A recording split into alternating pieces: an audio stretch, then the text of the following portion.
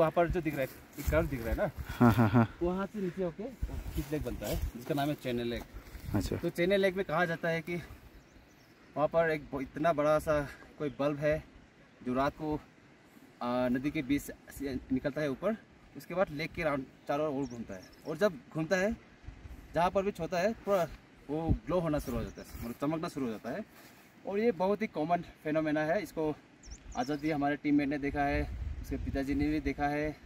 उसके पिताजी के लिए it was a very common thing, क्योंकि ये उनका ही हंटिंग ग्राउंड किया करता था ज़माने में, और उनके साथ और 2 आदमी भी गया था, उन लोगों ने भी देखा है।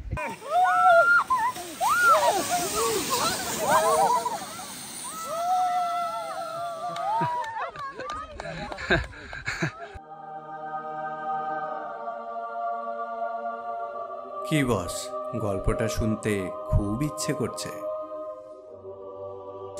Time and energy and money, he finally qualified and achieved the status of bus conductor.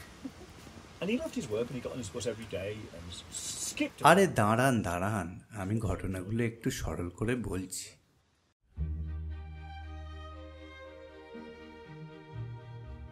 আমরা 3 বন্ধু মানে অর্ণব, সুজনবাবু আর আমি এক ট্রেকিং টিমের সাথে 7 লেকস ট্রেক করতে বেরিয়েছি। এই ব্রিটিশ ভদ্রলোক সেই গ্রুপেরই একজন। মাঝে মধ্যেই গল্প দাদুর আসর বসান, ভারী মিশুকে এবং আমোদপ্রবণ। আমরা আজকে শেষে 3টে লেক দেখতে যাচ্ছি।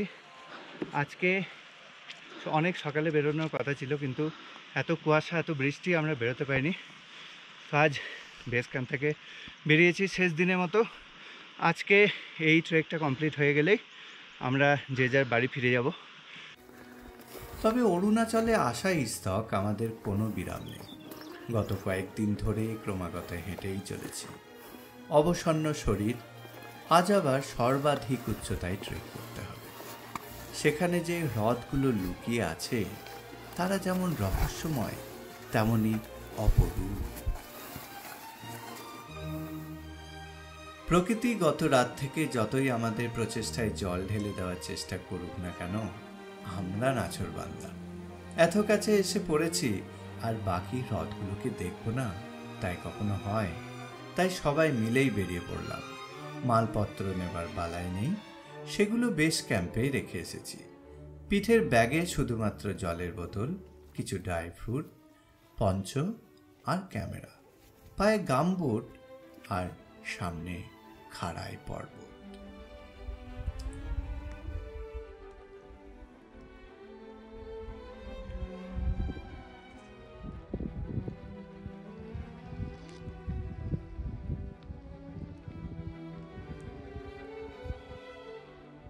এতদিন ধরে ট্রেক করার সময় শ্বাসকষ্ট হয়নি, আজও হচ্ছে না। তবে হাই অল্টিটিউডের কারণে মাথাটা যেন ধরে আছে। মাঝে মধ্যে বৃষ্টি আর সঙ্গে দামাল হাওয়া, কুয়াশায় পর্বতের অলিগলি সব ঢাকা পড়ে গেছে। নইলে এই খাড়াই রাস্তা চোখে পড়লে হয়তো ওখানেই ফিট হয়ে যেতাম। পূর্ব হিমালয়ের ভারত আর চীনের এই সুউচ্চ পর্বতরাজির চারণভূমিতে মিশমিতাকিন বলে ছাগল জাতীয় এক ধরনের পশুর বাসস্থান। এরা গোষ্ঠীবদ্ধ জীব, তবে নির্জনতায় এদের পছন্দ। মিশমিতাকিনের দেখা পাওয়া খুব সৌভাগ্যের ব্যাপার বলেই বিবেচিত হয়। इन लोगों का फुटस्टेप दे रहा है। Oh yeah. यार ये लोग चाहता है। So they're like deer. They're very big. Yeah, deer. তবে আমরা দেখতে পাইনি। পরিবর্তে যেটা দেখলাম সেটাও মন্দ কি। এক পাহাড় থেকে অন্য পাহাড়ে যেতে অনেকগুলো পাস থাকে, সেরকমই একটা পাস পেরোতেই চোখে পড়ল একরাশ কুয়াশা। কুয়াশার পেছনে নীল রঙের ক্যানভাসটা কি আকাশ? না, তা তো নয়। এ রং তো আমার খুব চেনা। এ যে একটা লেক, এটাই তাহলে চিনি লেক, এটাই সেই রহস্যময় আলোর হ্রদ। ये है फिफ्थ लेक और ये हम लोग का लोकल नाम में होता है, इसको चेन्नई लेक होता है, चेन्नई हुआ। और यहाँ से हम लोग का दादाजी लोग भी बहुत देख चुका है कि यहाँ से मतलब एक लाइटनिंग होके, साइड से लाइटनिंग होके ये ऊपर चला जाता है। अच्छा, तो मिस्टीरियस ग्लो निकलता है। तो তো আমরা যখন পয়েন্টে পৌঁছলাম লেক দেখার জন্য তখন একদম কুয়াশায় আবৃত ছিল।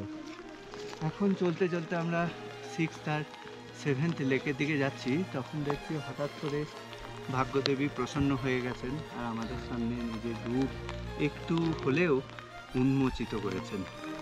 দেখুন কি সুন্দর, কত বড় একটা আনকোরা হ্রদ, যেই হ্রদের টানে আমরা এই জার্নিটা উপভোগ করছি। Thanks to almighty nature. অর্ণবটা আর চিনি লেক ছেড়ে ওপরের দিকে যাবে না ঠিক করলো।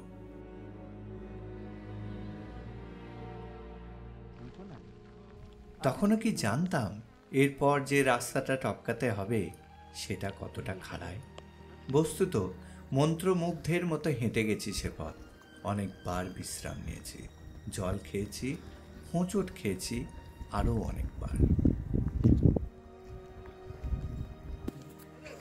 শেষমেশ এমন একটা জায়গায় উঠে এলাম যার চারিদিকে এক তুষার প্রান্তর। কুয়াশার শ্বেতপ্রভা জায়গাটিকে আরও মায়াবী করে তুলেছে। ভাগ্যদেবী প্রসন্ন না হলে রঙ্গমঞ্চের পর্দা উঠবে না, যার পেছনেই রয়েছে দুটি স্বর্গীয় হ্রদ, হু হু লেকস।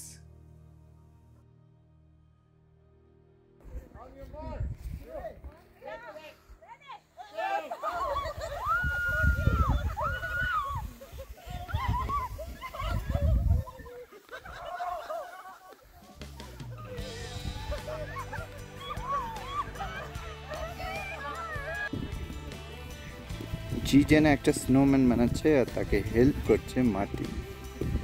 দেখুন সারা উপত্যকাটায় বরফ কি বরফ, একটা তো স্নোম্যান হতেই পারে। ওই দিকটা গেছিলাম 6th লেক দেখতে। এত দৃশ্যমানতাটা এত বেশি কমে গেছে যে আমরা কিছুই দেখতে পাচ্ছি না। What happened to your hand?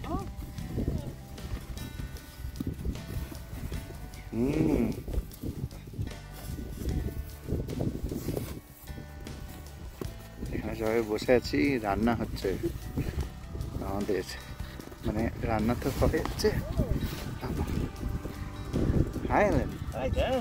I wasn't sure if you're filming us or you, but hi. Hi. Hi Rina. How are you feeling? Great. Little Yeah, cold, we to be have honest. little Little cold. ice cream. Not that much. No, it's not that cold. It's fine. It's fine. Looking forward to my Maggie. Yeah. দেখুন আমাদের রান্না হচ্ছে এখানে মহল ভাই রান্না করছে। দেখুন আমরা খাচ্ছি পোহা। Top Mikhail. প্রকৃতি যেন শেষবারের মতো পরীক্ষা নিচ্ছে। মেঘের আড়াল থেকে আস্তে আস্তে ওপেন হচ্ছে। এ পরীক্ষা শরীর, মন আর অপার ধৈর্যের মিশেলকে যেন খাদের ঠিক এক কিনারে ঠেলে দিয়েছে। ছোট্ট ওয়াটারফল দেখা যাচ্ছে, ওয়াটারফলের জল জমে তৈরি হয়েছে সামনে। এখনো মেঘের আড়ালে ওয়াটারফলের পাশ থেকে আস্তে আস্তে খুলছে আমাদের 6th লেক। আশা করা যাচ্ছে এই ধোঁয়ার রাশি সরে গেলে আমরা দেখতে পাবো আমাদের বহু প্রতীক্ষিত 6th এবং 7th লেক। একটু কোনাটা দেখা যাচ্ছে। প্রকৃতি প্রসন্ন না হলে শেষ দুটি হ্রদ না দেখেই ফিরে যেতে হবে। এতক্ষণ ধরে রাস্তায় কোনো ঝর্ণা চোখে পড়েনি, জল খেতে হয়েছে মেপে মেপে। জিমু বলেছিল এখানে একটা উৎসের কথা, যেখান থেকে কলের মতো জল বেরিয়ে আসে। এত তুষারপাতে সেই উৎসটাও ঢেকে পড়েছে। সঙ্গে যা ড্রাই ফ্রুট ছিল সবাই মিলে শেয়ার করে খেলাম। ক্রমাগত বৃষ্টি পড়েই চলেছে আর মেঘেদের ঘনঘটা। এরকম একটা সময়ে আমরা এসেছি 6th আর 7th লেক দেখতে। আমি যখন ট্রেক বুক করি তখন বলেছিল এটা গ্রীষ্মকাল, এখন কোনো রকম বৃষ্টির ভ্রুকুটি থাকবে না, কিচ্ছু না। কিন্তু গোটা ট্রেক জুড়ে আমরা এত বৃষ্টি পেয়েছি, এত মেঘ জমে রয়েছে, মানে আমরা কোনো জায়গায় মানে আগে থেকেই যে উন্মুক্ত হয়ে আছে এরকম কখনোই নয়। অবশেষে বেশ খানিকটা অপেক্ষা করার পর কয়েক মুহূর্তের জন্য আমরা সেই দুই যমজ লেককে দেখতে পেলাম। অনেকটা যেন পুরীর জগন্নাথ মন্দিরে বিগ্রহ দর্শনের মুহূর্ত, যা অবশেষে 7টি হ্রদই দেখা দিল। তৃষিত হৃদয়ে সেই দুই হ্রদের আঘ্রাণ যেন সমস্ত চেতনায় পল্লবিত হল। ভুলে গেলাম ক্ষুধা, তৃষ্ণা, ক্লান্তি সব। বেশ কিছুক্ষণ মজা করলাম সবাই। This is completed the 7 lakes trek today. Yay! 3 cheers for 7 lakes. Hip hip hooray! আর আমরা জাস্ট এরকম করে একটু ওয়েট করছি যাতে ওয়েদারটা ক্লিয়ার হয় আর আমরা সেই প্রকৃতির অপার্থিব সৌন্দর্যকে উপভোগ করতে পারি। Thank you. Thank you.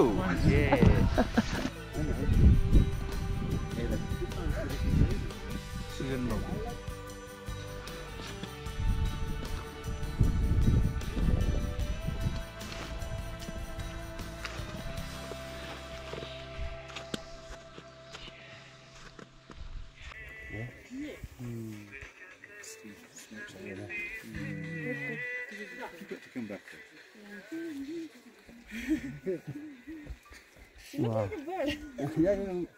Phoenix.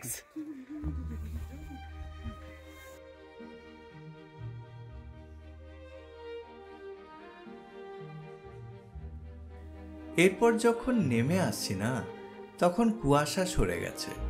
কচি কচি শিশুর মতো মেঘপুঞ্জ খেলতে বেরিয়েছে উপত্যকায়। পশ্চিমের সূর্য যেন সোনালি আলোয় আমাদের অভিবাদন জানাচ্ছে। আমরা আবার চিনি লেকের পাশ দিয়ে রডোডেনড্রনের ঝোপ পেরিয়ে কাদামাখা খাদের উতরায় পথ বেয়ে বেস ক্যাম্পের দিকে এগিয়ে চললাম।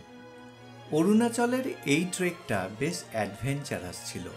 প্রকৃতি কত রূপে ধরা দিল, কত মানুষের সাথে পরিচয় হলো, কত গল্প আমার মনের এনসাইক্লোপিডিয়ায় ভিড় করলো, তার হালখাতা করার ধৃষ্টতা আমার নেই। আমি অবাক হতে ভালোবাসি, আর প্রকৃতিও মাঝে মধ্যেই হেঁয়ালি ছুড়ে দেয়। আগামী পর্বে আমরা এই সিরিজটার ইতি টানব। আপনারা যেভাবে আমাদের কাছে টেনে নিয়েছেন তার জন্য টিম সহজপাঠ থেকে আপনাদের ধন্যবাদ। পরের পর্বে আবার দেখা হচ্ছে।